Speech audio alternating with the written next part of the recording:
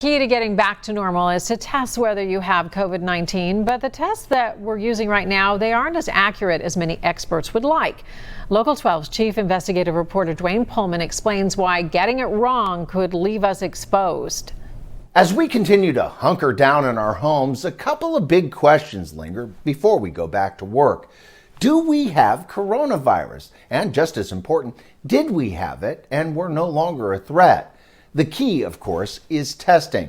But right now, even when the tests give you a green light, you may not be clear of COVID-19.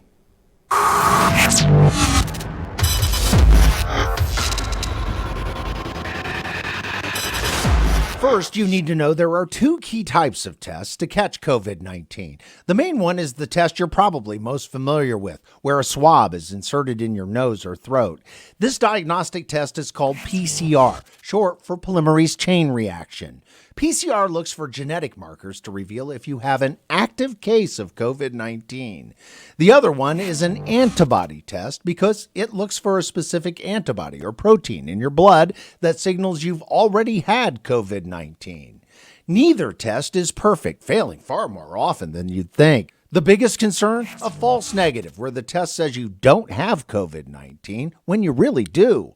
Right now, lots of health and medical experts say the number of false negatives in these tests is too high. A Chinese study revealed the PCR swab tests had a false negative rate of 30%.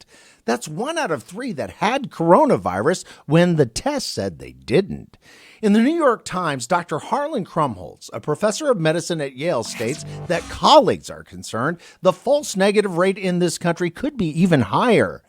Even the CDC's fact sheet states it is possible for this test to give a negative result that is incorrect, false negative, in some people. The antibody tests have issues too. In one study, 9 of the antibody tests got it wrong 35 to 45% of the time. The authors of the study concluded that kind of performance is inadequate for most patients.